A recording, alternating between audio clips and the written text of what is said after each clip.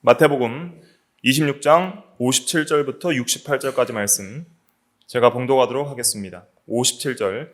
예수를 잡은 자들이 그를 끌고 대제사장 가야바에게로 가니 거기 서기관과 장로들이 모여 있더라. 베드로가 멀찍이 예수를 따라 대제사장의 집들에까지 가서 그 결말을 보려고 안에 들어가 하인들과 함께 앉아 있더라. 대제사장들과 온 공회가 예수를 죽이려고 그를 칠 거짓 증거를 찾으매 거짓 증인이 많이 왔으나 얻지 못하더니 후에 두 사람이 와서 이르되 이 사람의 말이 내가 하나님의 성전을 헐고 사흘 동안에 지을 수 있다 하더라 하니 대제사장이 일어서서 예수께 묻되 아무 대답도 없느냐? 이 사람들이 너를 치는 증거가 어떠하냐 하되 예수께서 침묵하시거늘 대제사장이 이르되 내가 너로 살아계신 하나님께 맹세하게 하노니 내가 하나님의 아들 그리스도인지 우리에게 말하라. 예수께서 이르시되 내가 말하였느니라. 그러나 내가 너희에게 이르노니 이후에 인자가 권능의 우편에 앉아 있는 것과 하늘 구름을 타고 오는 것을 너희가 보리라 하시니 이에 대제사장이 자기 옷을 찢으며 이르되 그가 신성 모독하는 말을 하였으니 어찌 더 증인을 요구하리요? 보라, 너희가 지금 이 신성 모독하는 말을 들었도다. 너희 생각은 어떠하냐? 대답하여 이르되 그는 사형에 해당하니라 하고 이에 예수의 얼굴에 침 뱉으며 주먹으로 치고 어떤 사람은 손바닥으로 때리며 이르되 그리스도야 우리에게 선지자 노릇을 하라. 너를 친 자가 누구냐 하더라. 아멘. 네. 이 시간 말씀의 제목은 불법 재판을 받으신 그리스도, 불법 재판을 받으신 그리스도, 이런 제목으로 하나님 말씀을 증거하도록 하겠습니다. 예수님께서는 약 2000년 전에 이 세상에서 태어나시고 이제 개인적인 생애를 30년 사셨습니다. 그래서 부모에게 순종하며 받드시고 아버지 요셉이 목수였어요. 그래서 목수 일을 하시면서 사시다가 이제 30세쯤 되었을 때에 특별히 이제 그리스도로서의 공적 사역을 3년 동안 시행을 하십니다. 그 사역을 하시는 내내 이제 여러 가지 하나님의 나라와 복음에 대한 말씀들을 증거하시고 여러 기적들을 행하시고 또 많은 하나님의 일들을 하셨는데 그러한 사역 가운데 많은 반대자들이 있어 왔습니다. 그러나 예수님께서 죽으실 때가 되지 않았기 때문에 그 반대자들이 감히 예수님을 죽일 수가 없었습니다. 그러나 그 반대자들 중에서 일부는 어떤 사람들이 있었냐면 예수님께서 이 장로들의 유전, 즉 그 바리새인들이 만들어 놓은 율법을 지키기 위한 세칙에 대한 그러한 사람의 계명들을 이제 거부하시고 참된 하나님의 말씀을 세워줄 때에 자기가 지금까지 세워놨던 이런 장로들의 유전들을 예수님께서 동의하지 않기 때문에 자신들의 권위가 실추되기 때문에 예수님을 미워하는 자들이 있었습니다. 특별히 바리새인들 중에 그런 사람들이 많이 있었고요. 그 다음에 이 대제사장들은 누구냐면은 그 당시 이제 가장 종교 지도자 측에 속하는 사람들이에요. 대제사장들, 또 서기관들, 장로들은 그 당시 이제 유대 사회의 지도급, 그러니까 정치적으로 가장 고위 직분에 있는 사람들인데 종교적으로, 정치적으로 이제 고위직에 있던 사람들이고, 사실 대제사장이라고 하면은 구약시대 때부터 하나님 앞에 나아가서 제사를 드리고, 그리고 하나님이 계신 거룩한 장소인 지극히 거룩한 성소, 지성소에 1년에 한 번 들어갈 수 있는 유일한 사람이 대제사장이었죠. 그래서 대제사장은 하나님 앞에 가장 가까이 나아가서 백성을 대표하는 사람이고 예배를 인도하는 사람이죠. 오늘날로 말하면 이제 목사와 같은 그러한 사람이라 할 수가 있겠습니다. 그 대제사장들이 또 예수님을 그 종교 지도자들과 함께 죽이려고 했어요. 왜 죽이려고 했을까? 예수님께서 그 성전을 정결케 하는 사건이 마태복음 21장에 등장을 하는데 그 당시에 성전에서 매매하는 사람들이 있었다 그랬잖아요. 그래서 돈 바꿔주는 사람이 있었고 또 비둘기 파는 그러한 재물을 파는 사람들이 있었습니다. 그래서 성전에 내야 되는 합당한 돈으로 바꿔주는 그러한 환전소를 운영하면서 이제 수수료를 받아서 이득을 챙겼고요. 또 재물을 팔면서 또 이득을 챙겼던 것이죠. 그래서 이 당시 유대 나라는 로마의 속국이었습니다. 그래서 이 로마의 지배 아래에 있었는데 당시 종교 지도자들인 대제사장들과 장로들은 그 로마와 어느 정도 협력하는 관계 속에서 또 자기들이 유대 나라에서 걷는 여러 가지 이 돈들을 쌓고 갈취하는 그러한 부유한 그러한 자들의 집단이었던 것이죠. 그래서 보통 이 사두개인들이 그러한 종교 지도자들의 부류에는 사두개인들이 많이 있었고요. 또 대제사장들과 장로들은 당시에 이 권력뿐만 아니라 이 경제력도 굉장히 튼튼한 사람들이었습니다.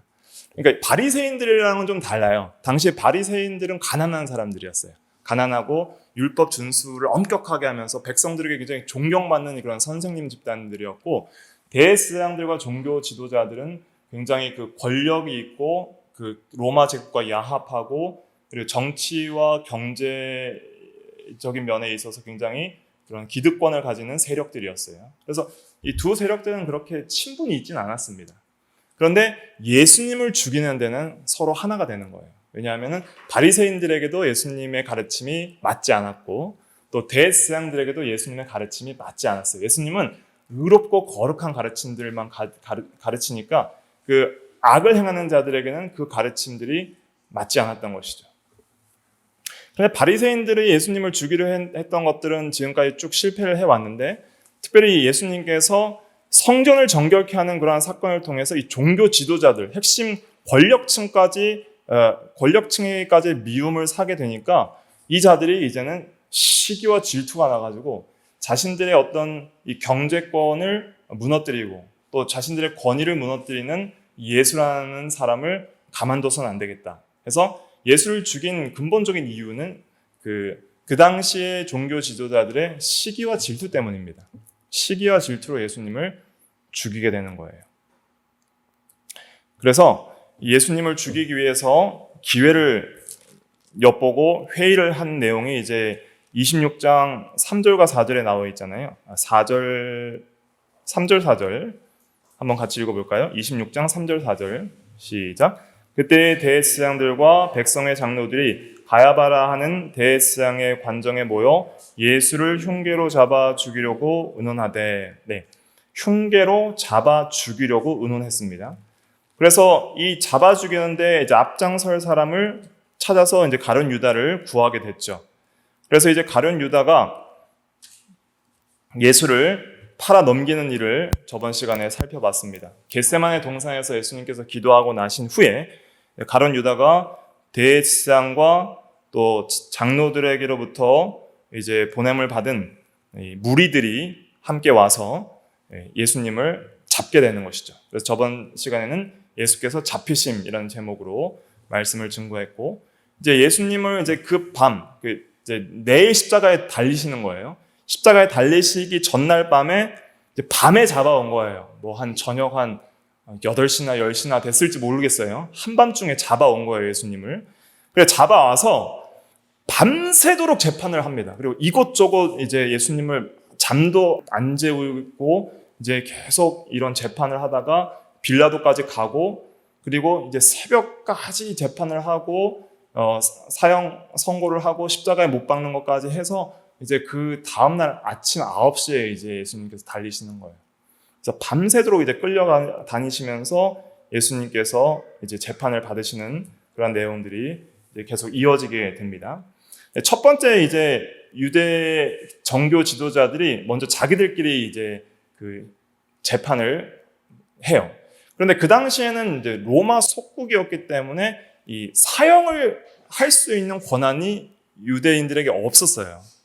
그래서 자기들끼리 먼저 이제 예수님을 정죄를 해야지 이제 로마 총독 빌라도에 가서 죽여주십시오라고 말을 할 수가 있잖아요. 그래서 빌라도에게 사형 집행을 허락을 받기 위해서 먼저 자기들끼리 이제 유대 종교 지도자들, 그 당시에 이제 최고 의결 기관이 무슨 공회라고 하냐면 산헤드린 공회라는 것이 있습니다. 여기 오늘 읽은 본문에 보면은 59절에 보면 온 공회가 예수를 죽이려고 그를 칠 거짓 증거를 찾으매 그랬잖아요. 이 공회가 어떤 공회냐면 산헤드린이라는 공회인데 한 70명 정도의 종교 지도자들이 모여서 이제 만장일치로 의결을 하면 통과가 되는 거예요. 여기서 이제 사형 언도를 받으면 이제 사형 집행을 받을 수 있게 되는 것이죠. 그런데 이것이 왜 불법 재판이냐면 첫 번째로는 산헤드린 공회는 1출부터 1몰까지 즉 밤에는 열릴 수 없게 법적으로 되어 있습니다. 밤에 일단 열렸다는 것이 불법 재판이고 또 두 번째 율법에 의하면은 재판을 받을 때 반드시 그 증인을 세워서 최소 몇 명의 증인이 있어야 돼요? 2명, 두세 사람의 증인의 입으로 그 말을 확증하라 그랬기 때문에 반드시 증인을 세워서 이 사람이 죄인인지 아닌지를 가려야 하는데 예수님을 반대하는 원고 측 증인들은 거짓 증인을 여러 세웠어요. 그러나 예수님 쪽의 증인은 한 명도 안 세운 거예요. 그렇게 해서 이러한 율법도 어기는 불법 재판으로 예수님을 어떻게든 죽이려고 했던 재판이기 때문에 이 목적 자체가 거짓 증인들을 많이 세워서 어떻게든 예수님을 정죄해서 죽이는 데 목적이 있었기 때문에 정당한 재판이 아니었던 것이죠. 재판은 항상 뭐가 실현돼야 됩니까? 정의가 실현돼야 되는 거예요.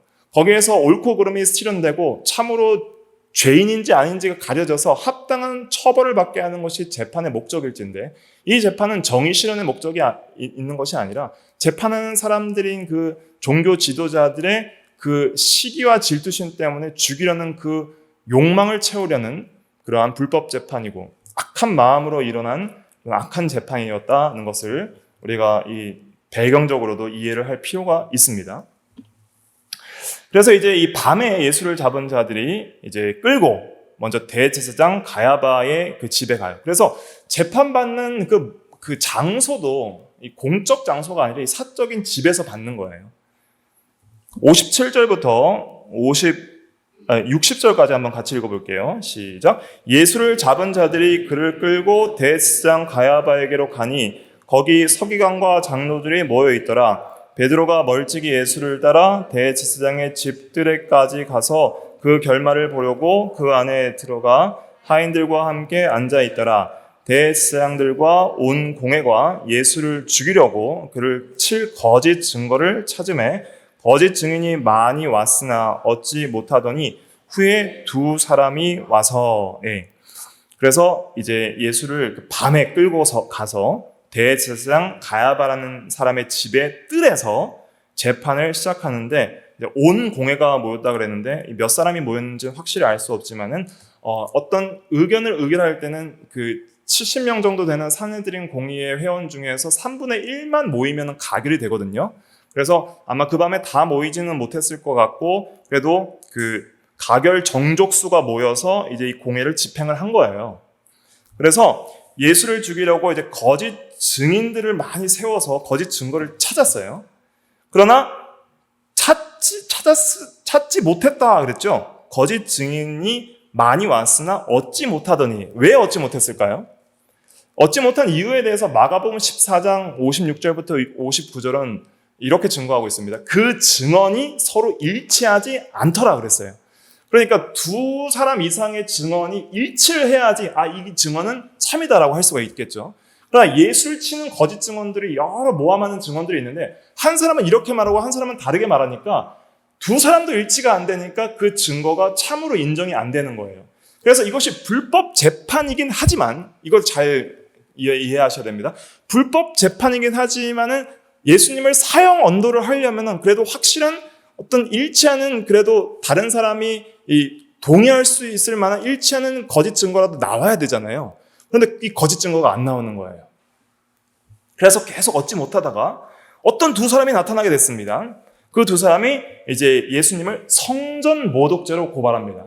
예수님께서 사형 선고를 받은 두 가지 혐의가 있는데 그 첫 번째가 성전 모독죄고 두 번째가 신성 모독죄입니다. 이걸 잘 기억하시기 바랍니다. 첫 번째가 뭐예요? 성전 모독죄, 두 번째가 신성 모독죄.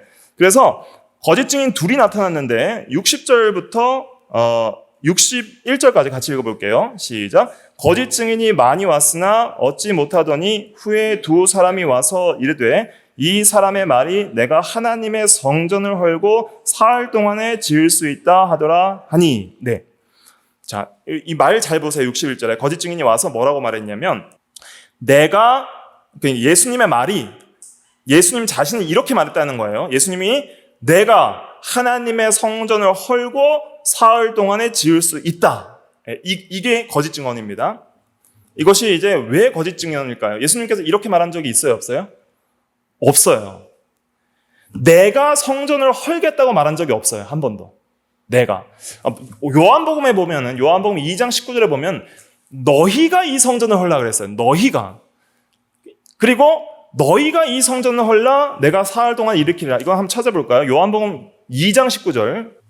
요한복음 2장 19절부터 21절까지입니다. 요한복음 2장 19절부터 21절까지 같이 읽어보겠습니다. 시작. 예수께서 대답하여 이르시되 너희가 이 성전을 헐라 내가 사흘 동안에 일으키리라. 유대인들이 이르되 이 성전은 46년 동안에 지었거늘 내가 3일 동안에 일으키겠느냐 하더라. 그러나 예수는 성전된 자기 육체를 가리켜 말씀하신 것이라. 예, 여기서 이 21절 말씀이 중요한데, 너희가 이 성전을 헐라. 이것은 예수님이 죽으실 것을 상징하는 것이고, 사흘 동안에 일으키리라 하는 것은 부활하실 것을 상징하여 말씀하신 것입니다.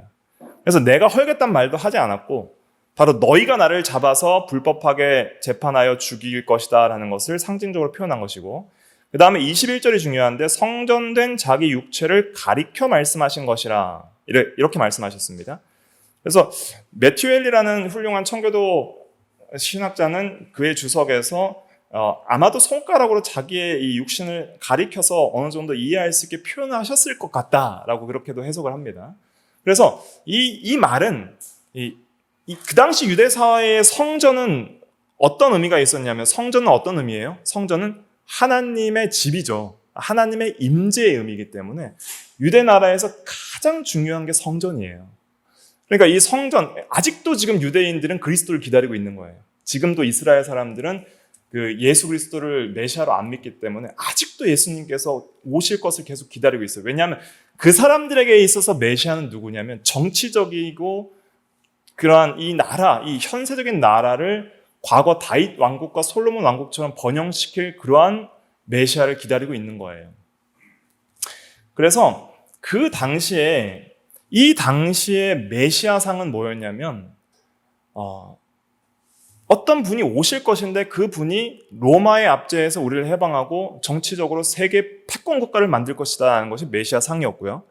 그 사람의 특징은 하나님의 아들, 그러니까 성자 하나님이라고 믿지 않았어요. 뭔가 다니엘 7장에서 나온 그 인자라는 그러한 분이 예언이 되어 있는데 굉장히 초인적인 능력을 가진 사람으로 표현이 되거든요. 그래서 유대 사회에서는 정치적인 왕 메시아, 현세적이고 정치적인 왕 메시아, 그리고 능력에 있어서도 뭔가 초인적인 능력을 가진 메시아, 이런 메시아를 기다렸던 거예요. 그런데 예수님께서 이 땅에 오셨을 때 그런 메시아의 겉모습이 보였어요, 안 보였어요? 안 보였던 거예요. 예수님은 굉장히 초라하게, 그리고 굉장히 좋지 않은 나사렛이라는 촌동네에서 사셔서, 그리고 뭔가 정치 권력적으로 이렇게 영향력을 미치는 그런 분은 아니었어요. 그렇기 때문에 당시에 많은 사람들이 예수님을 그리스도로 믿지 않았던 것이죠. 그러니까 결국 예수님을 미워하여 죽인 이유는 무엇이냐면은 믿음이 없기 때문이에요. 그리스도를 믿지 않았기 때문이죠. 그래서 이 예수 그리스도께서 하시는 모든 말도 그것을 진리로 받아들이지 않았던 것이죠. 성전에 대한 그러한 가르침도 당시 어떤 외형적 성전이 중요한 것이 아니라, 이 성전이 참으로 상징했던 바는 바로 누구였어요? 예수님 자신이었어요. 구약시대 때 그 성전 건물이 바라봤던 실체, 성전은 마치 그림자이고 예표라고 할 수 있고, 그 성전의 실체가 바로 예수님이었어요. 그래서 예수님 속에 하나님이 충만하게 계시고, 그리고 예수님을 통해서 그의 백성들과 함께 하신다는 것을 이제 상징적으로 성전이 보여줬던 것이죠. 하나님의 집이 하나님의 백성들과 함께 할 때 하나님이 함께 했던 것처럼 예수님께서 그의 육체로 그의 신성이 충만한 가운데 우리 가운데 계셔서 하나님이 우리와 함께 하신다 하는 것을 이제는 밝히 보여주시는 것이죠. 그래서 성전된 자기 육체를 가리켜서 말씀을 하신 것인데 그러한 신령하고 영적인 진리는 이해하지 못하고 현세적으로만 생각했던, 육신적으로만 생각했던 당시 이 백성들은 이러한 것들을 이해하지 못하고, 그리고 오히려 예수님에 대해서 한 말씀을 왜곡해서 거짓으로 오히려 이 건물 성전을 헐고 짓겠다 하는, 그렇게 이해를 하고 이제 고발을 하는 거예요. 예수님께서 건물 성전을 건물 성전을 헐라고 말씀하신 것이 아닙니다. 그리고 건물 성전을 내가 헐겠다고 말씀하신 적도 없습니다. 오히려 자기의 육체를 가리켜 말씀하신 것인데, 이 사람들은 믿음이 없고 또한 거짓으로 왜곡해서 예수님을 성전 건물을 허는 그런 성전 모독을 하는 그런 악한 자로 매도를 한 거예요. 예수님께서 그런 말을 한 적이 없는데 이런 거짓 증언이 나왔을 때 이 증언도 일치하진 않았습니다. 이 두 증언도 여기서는 이제 일치하지 않았다는 말이 없는데, 마가복음 14장 59절에 보면 그 증언도 일치하지 않더라 그랬습니다. 이 증언도 일치하진 않았어요. 그런데 대제사장이 이 혐의는 받아들이게 됩니다. 왜 받아들이냐면은 이 증언은 그래도 예수님을 사형시킬 수 있는 좋은 증언이라고 생각했기 때문이죠. 그래서 이 증언에 대해서 대제사장이 62절처럼 말하게 됩니다. 62절 같이 읽어볼게요. 시작. 대제사장이 일어서서 예수께 묻되 아무 대답도 없느냐? 이 사람들이 너를 치는 증거가 어떠하냐 하되. 그래서 이것은 이제 어떠하냐 하고 이것으로 이제 혐의를 묻게 되는 것이죠. 그때 이제 예수님께서 만약에 지혜롭게 대답했으면 이 혐의를 벗을 수 있었을까요? 없었을까요? 만약에 예수님께서 대답을 했으면 이 혐의를 벗을 수 있었을까요? 없었을까요? 벗을 수 있었다라고 우리는 해석을 해야 됩니다. 왜냐하면 지금까지 예수님과 많은 이 신학적 논쟁이 이어졌었거든요. 예수님을 칠 증거를 찾으려고 많은 사람들이 악한 자들을 보내서 예수님을 무너뜨리려고 전략을 짰는데 한 번도 성공한 적이 없습니다. 그리고 마태복음 22장 46절에 보면은 이제 예수님께서 너무 지혜 있게 권위 있게 성경을 근거로 해서 말씀을 하니까 한마디도 능히 대답하는 자가 없고 그날부터 감히 그에게 묻는 자도 없더라. 마태복음 22장 46절에 예수님과 논쟁에서 이긴 사람이 없고 이제는 다시는 이렇게 묻는 자가 없을 정도로 완전히 승리하신 경험이 있으십니다. 그래서 예수님께서도 내가 그렇게 한 적이 없고 내가 한 말은 나의 몸을 가리켜 한 말이다. 이렇게 지혜롭게 자신을 변호하셨더라면 이 정죄에서 예수님은 무죄 판결을 받을 수 있는 그러한 능력이 있었던 것이죠. 그런데 중요한 것은 예수님께서 침묵하셨다는 거예요. 지금부터 예수님께서 여러 이제 질문들을 받으시는데, 빌라도에게도 질문을 받으시는데 대부분의 말을 침묵하십니다. 대답 몇 마디 안 하시고 십자가에 달려 돌아가세요. 그럼 왜 침묵하셨을까? 첫째로는 이 성경 예언을 이루기 위함인데, 이사야 53장에 보면은 예수님께서 잠잠한 양같이 그 입을 열지 않았다는 말씀이 있습니다. 제가 읽어드릴게요. 이사야 53장 7절에 보면 그가 곤욕을 당하여 괴로울 때에도 그의 입을 열지 아니하였으며 마치 도수장에 끌려가는 어린 양과 털 깎는 자 앞에서 잠잠한 양같이 그의 입을 열지 아니하였도다 그랬습니다. 그래서 이 예언대로 그대로 순종을 하시는 것입니다. 먼저는 하나님의 말씀과 성경의 예언대로 순종하시는 면이 있었고요. 그 다음에 이 잠잠하신 목적은 무엇이냐면은 자신이 그냥 악한 자들에게 불법 재판을 받고 정죄받아서 사형받도록 자신을 넘겨주시는 일을 하시는 거예요. 그렇게 해서 그 목적은 어디에 있습니까? 지금 이 침묵의 목적을 기억하셔야 됩니다. 왜 예수님께서 침묵하셨는가? 우리 죄를 대신하여 자신을 내어주시려고 침묵하신 거예요. 우리 죄를 위해서. 그런데 예수님께서 이렇게 우리 죄를 위하여 죽으신 이후에 지금은 절대 침묵하지 아니하시고 항상 뭐하고 계세요? 변호하고 계시죠. 그래서 이 자신을 정죄하는 그 그 재판에서 침묵하신 이유는 우리를 죄에서 구원하시고 우리를 변호하시려고 침묵하신 거예요. 우리를 변호하시려고. 이게 중요한 것입니다. 그래서 그가 잠잠하시면 우리를 죄에서 구원하시고 우리를 변호하시기 위해서 침묵하신 거예요. 어떤 변호를 하시는 것이죠? 하나님 앞에 공의로운 심판을 받을 때에 예수님께서 내가 저들의 죄를 대신하여 주었나이다. 저들의 죄를 사하소서라는 그러한 변호자가 되시기 위해서 불법 재판에서는 침묵자가 되신 거예요. 그래서 요한일서 2장 1절에 보면은 만일 누가 죄를 범하여도 아버지 앞에서 우리에게 대언자가 있으니 곧 의로우신 예수 그리스도시라 그랬습니다. 그래서 예수님께서는 항상 하나님 보좌 우편에서 지금도 살아계셔서 우리가 죄를 지을 때마다 우리가 완전히 정죄받지 않도록 항상 우리를 변호해 주신다 하는 것을 기억하고 우리는 감사해야 됩니다. 만약에 이 순간 예수님께서 침묵하지 않으셨다면 예수님께서 이 재판에서도 무죄 판결을 받고 나오실 수 있었던 거예요. 그러나 침묵하심으로 정죄받게 자신을 내어주신 것입니다.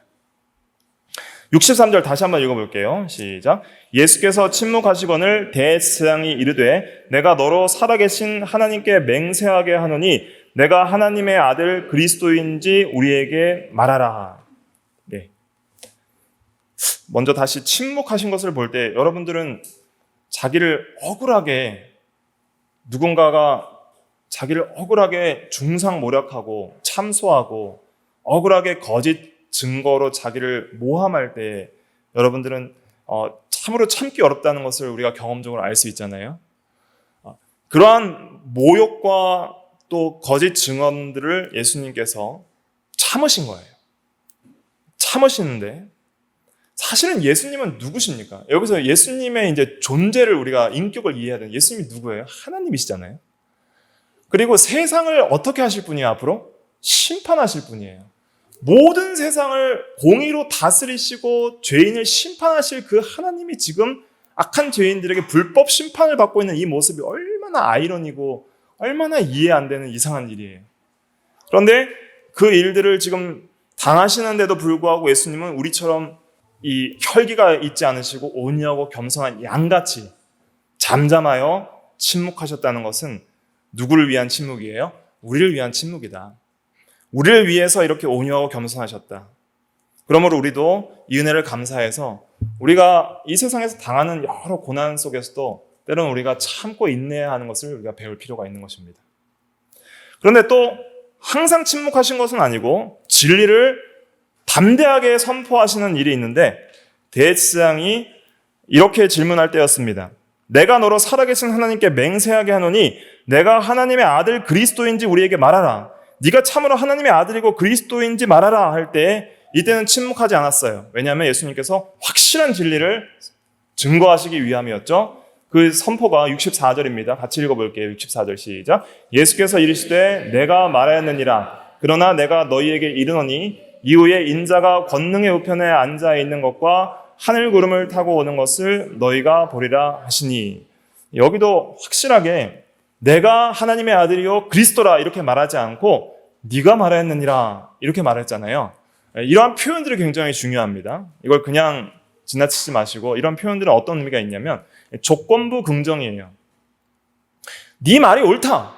내가 참으로 하나님의 아들이고 참으로 그리스도다. 그러나 네가 생각하는 그런 사람은 아니다라는 것이죠. 대제사장이 지금 하나님의 아들 그리스도라고 할 때 지금 하나님의 아들 그리스도라고 예수님을 믿고 있어요? 안 믿고 있어요? 안 믿고 있죠. 그리고 하나님의 아들과 그리스도의 관계도 몰라요. 정말 이 하나님의 아들이 성자 하나님이라는 그러한 이해도 없었고 하나님의 아들 성자 하나님이 그리스도와 동일시된다는 그러한 이해도 없었어요. 그런 믿음도 없이 이제 자기도 제대로 이해하지 못하는 것을 물어보는 것이죠. 그리고 그 당시에 이제 신성 모독죄는 무엇이냐면 자기가 하나님의 아들이다. 인간이 하나님의 아들이다라고 말할 때는 그건 신성 모독이 되는 것이었습니다.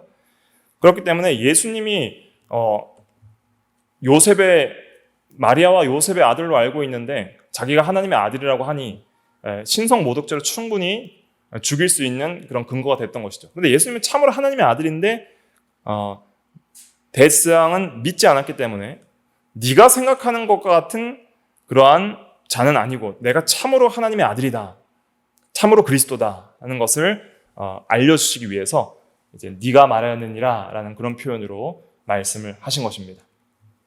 그러면서 이 뒷부분이 중요한데, 그러나 내가 너희에게 이르노니 이후에 인자가 권능의 우편에 앉아 있는 것과 하늘 구름을 타고 오는 것을 너희가 보리라 그랬습니다. 이것은 뭘 가리키는 거예요? 장차 예수님께서 재림하실 것과 또 세상을 심판하실 것을 여기서 나타나 보이십니다. 네가 지금 나를 불법 재판으로 넘기고 내가 그냥 단순한 비천한 사람인 줄 알고 그렇게 나를 잡아 죽이려 하는데, 내가 참으로 하나님이요 성자 하나님이요 또한 이 세상을 구원하기 위해 온 구주 예수 그리스도가 맞다. 그리고 네가 앞으로 심판을 받을 것을 보리라 하는 것을 말씀해 주시는 것이죠. 지금은 악한 자들에게 불법 심판을 받고 있지만 앞으로 예수님께서 누가 되신다는 거예요? 재판장이 되셔서 세상을 능력으로 심판할 것이다. 그것을 선포해 주시는 거예요. 오늘날 우리는 이런 걸 알아야 됩니다. 우리가 때로는 이 세상에서 억울한 일을 당할 수도 있죠. 그리고 그 억울한 일을 우리가 참아야 될 경우도 있고, 그렇다 보면 우리가 그 악한 자들을 우리 마음대로 다 심판하지 못할 때도 있잖아요. 오늘날도 우리가 피해자들이 가해자가 온전히 처벌받지 못할 때 얼마나 억울해해요. 이렇게 악한 죄를 졌는데 어떻게 형량이 이거밖에 안 됩니다 하고 억울해하잖아요. 근데 그러한 사람들도 다 억울해할 필요가 없는 게 마지막 심판 때 하나님께서 다 행한 대로 다 심판하십니다. 자기가 행한 대로 그 행한 만큼 다 심판을 하시는 거예요. 그러니까 지금 이 불법 재판을 한 대제사장들과 장로들도 앞으로 그리스도의 심판대 앞에 드러나 전부 선악간의 심판을 받을 것입니다. 그것이 고린도후서 5장에 기록이 되어 있는데 한번 그것은 요절이니까 읽어보고 넘어가도록 하겠습니다. 고린도후서 5장 10절. 고린도후서 5장 10절 같이 읽어볼게요. 시작.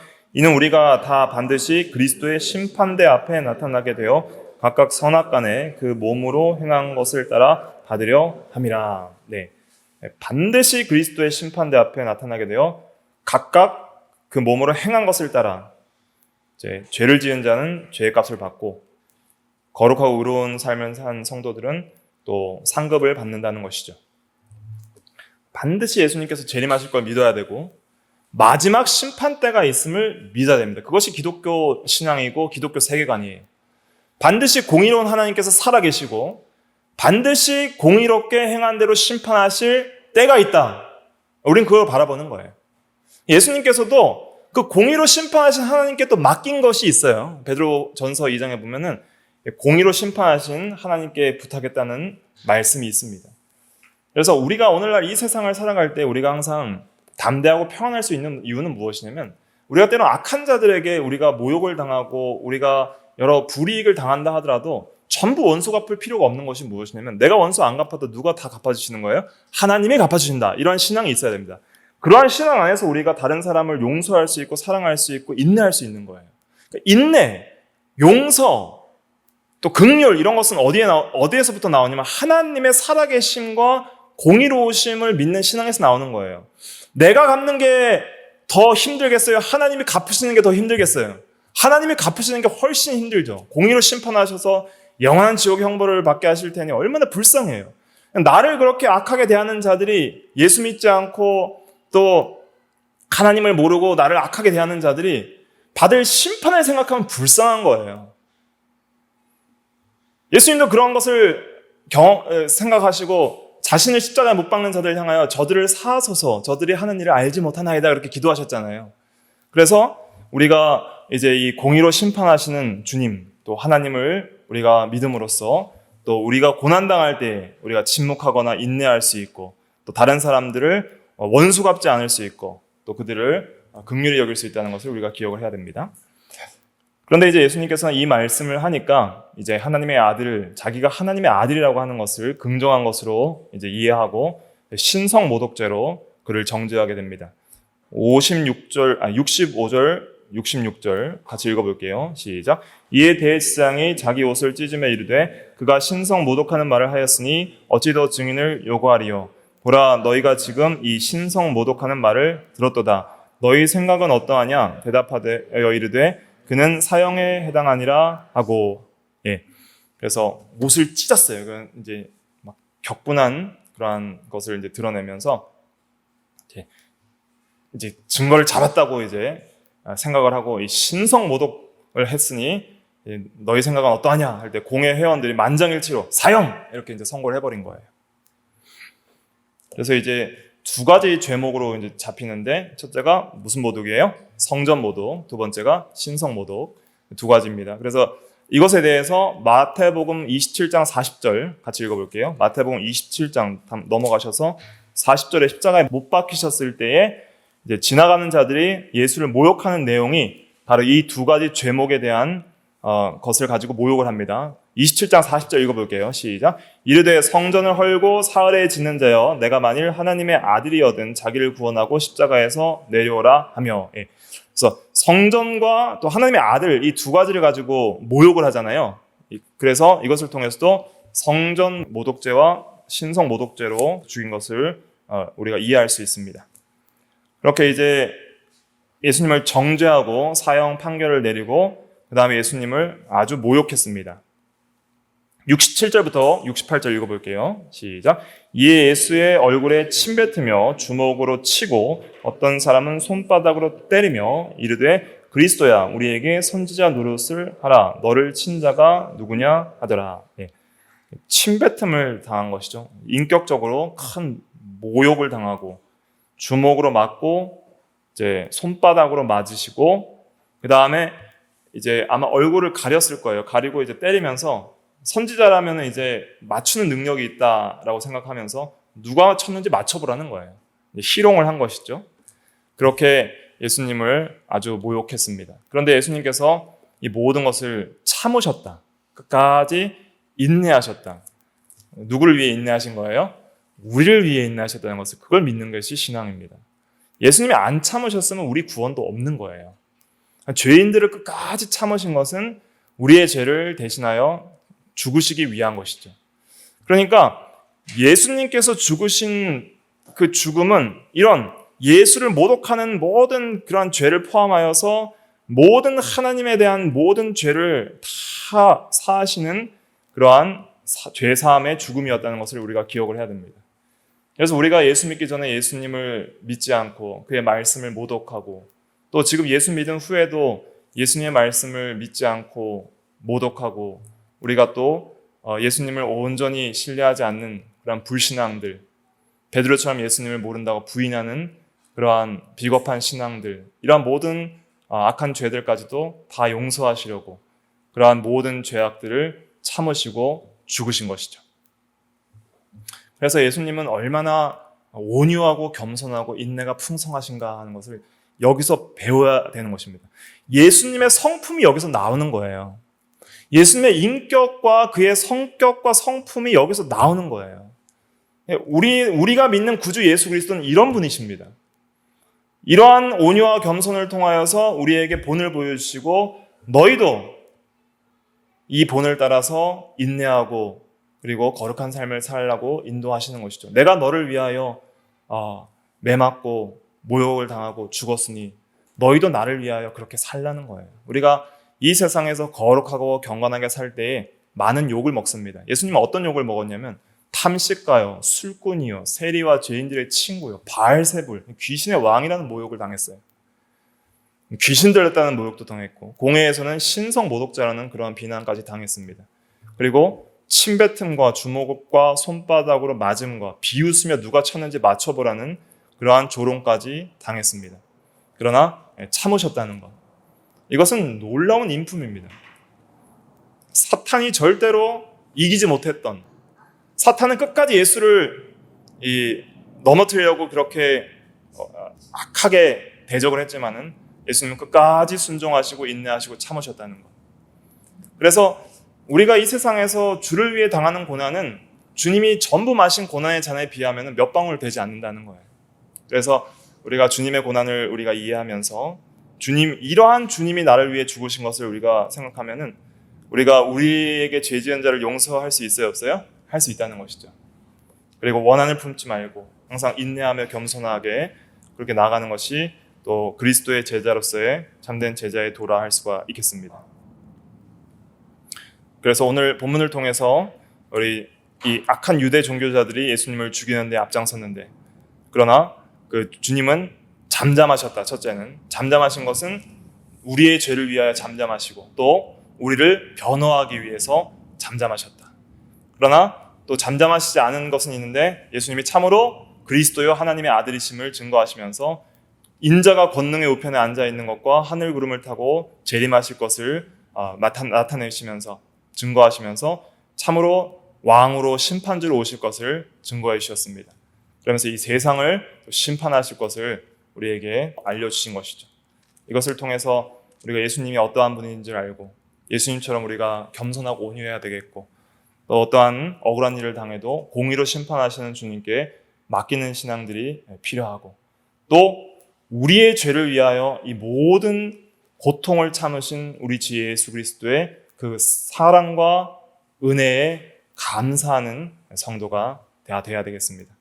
그러할 때 우리가 주님을 조금이라도 더 본받아 나갈 수 있는 거예요. 주님께서 우리와 함께 하시고 우리를 위로하시는 주님이십니다. 한 가지 이걸 알아야 되는데, 주님은 이러한 고통을 당할 때에 주님은 고통 속에서 이것을 참으셨지만, 하지만 우리가 고통을 당할 때에는 주님이 우리를 위로해 주신다는 것을 또 믿어야 됩니다. 우리가 고통당할 때 고난받으신 주님께서 내가 다 당했노라, 내가 다 하노라, 내가 너를 위로하노라 하는 그런 위로가 우리에게 또 있다는 것을 기억을 해야 되겠습니다. 기도하겠습니다.